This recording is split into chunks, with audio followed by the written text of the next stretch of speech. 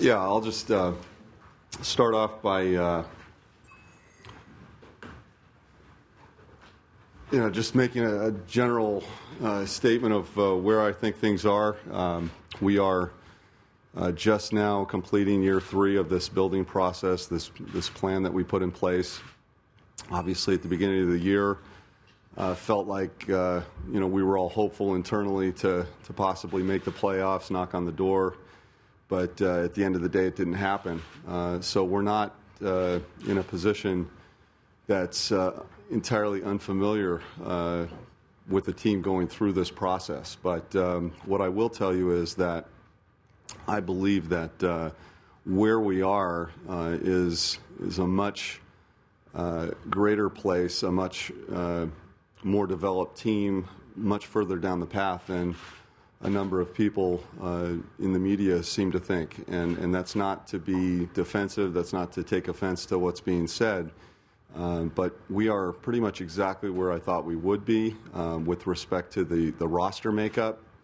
Maybe not from a wins-loss perspective, but when you talk about this process, I believe 3 years ago, year 1, we won 28% of our games. Year 2 was 35%, and this year we won 42%. The next step is obviously to get to the point where you exceed 50% and guarantee yourself a playoff spot. That's where we, again, hoped to be internally. It was never expected, but there was a internal expectation, I guess you could say, that we were hopeful to get there. External expectations where we weren't in a position to do that. Some of that was based on where we were roster-wise. I knew that ultimately we would be in a position to utilize the Jose Calderon contract as a trade chip to acquire a player. Didn't know exactly how that was going to play out, but it played out in a very good fashion for us.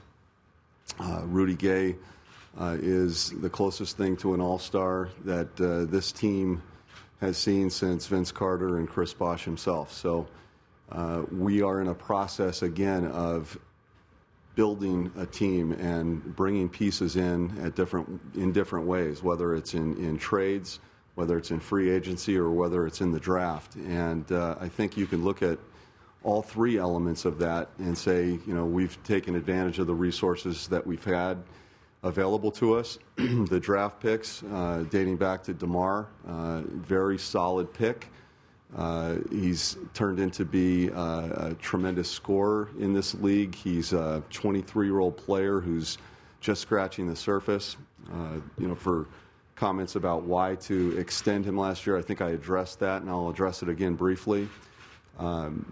Looking at this market and knowing what we know about the free agents that are going to be available or that would be available, knowing and anticipating that DeMar's game would continue to grow and physically he would continue to develop, there was definitely a situation where the downside was much greater to let him go to free agency, look at restricted free agency as an opportunity to either overpay somebody or accept a deal that was, more than what we ultimately signed him for, and something with a lot more restrictions tied to it that would inhibit our growth as a team. So I feel very good about DeMar being here as part of that. Obviously, the Valanciunas pick is something that was criticized initially, understandably so, because he wasn't going to be coming in immediately. But you're talking about one of the great young prospects in the game right now. Not only a great young prospect for the league, but a talent at the 5 position, which, as you know, it's very difficult to find. But I can't imagine an organization being happier than we are with Jonas Valanciunas being part of this team. You couple that with a few of the trade scenarios, obviously. I mentioned Rudy Gay. The acquisition of Kyle Lowry was definitely an uptick in terms of talent. The question was he the right fit? Is he the right fit? And I believe what you've seen as this season progressed, you've seen a couple of things happen. You saw players start out gangbusters. He got hurt. There was a comfort level there with Jose Calderon and the coach that made it a little bit difficult for a player like Kyle to come back and find his way. Unfortunately, part too long of the season, I would say,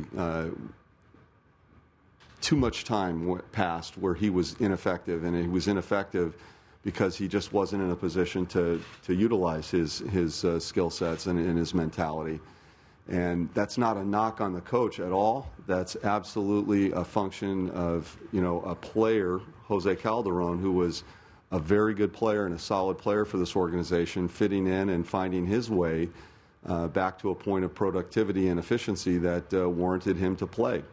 That doesn't make the Lowry trade a bad trade, but it made it hard to swallow for those watching from the outside. But we knew that ultimately a scenario would play out where Jose wasn't with us anymore. And immediately, Lowry's thrust back into a situation where he is now ready to play. And, he needed to get in shape. He needed to get in game shape where he was going to be playing 36 to 40 minutes a game. He needed to find his way with the coach, which ultimately they did. I think the progress that we saw with not only their relationship, but with the productivity coming out of the point guard position as the year progressed was certainly one of the bright spots as this thing unfolded, as we finished strong. But again, it's been talked about ad nauseum. I'll say it again. 4-19 start. A lot of things happened. A lot of things along the way that would have contributed to that. But the bottom line is, for the latter part of the season, the latter 70% of the season, this team played better than playoff basketball, going 30-29. So we feel we're there. We're at that next step. The next step is an expectation to make the playoffs. I will take that squarely on my shoulders and say that that is the new expectation as we go into next season. Do we have a perfect roster? No. I don't think anyone in the league has a perfect roster. We're going to make some tweaks to the current list. We're going to look at ways to even get better. We've got marketable trade pieces. We've got valuable assets in the form of the players that we have. And we feel very good about where we're going. So with that, I will open it up for questions. I'm here. Feel free to ask anything. I will make one statement that, there's been a lot of speculation about whether or not I'm coming back. I'm anticipating that'll be resolved in the next 2 to 3 weeks. Basically, at some point earlier in the year, came to an agreement with the board that we would put that off till the end of the season when it was more appropriate to deal with. Now we're here at that point, and again, in the coming weeks, we'll get to that. There's also questions about, the relationship I have with Coach Casey. I can absolutely tell you that Coach Casey and I get along in a way that most coaches and management people do. We challenge each other. We talk about things on a daily basis, ways to improve the basketball team, ways to better utilize the talent that we have. There's give and take, and it needs to be that way. It's a relationship that needs to play out that way. If we're both saying the same things all the time, it's probably going to be less productive. At the same time, I will tell you that anyone that was trying to drive a wedge between us failed to do so. We're fine. We get along great, and if I come back, there's no questions about who the coach will be. Dwayne Casey will be the coach of this basketball team.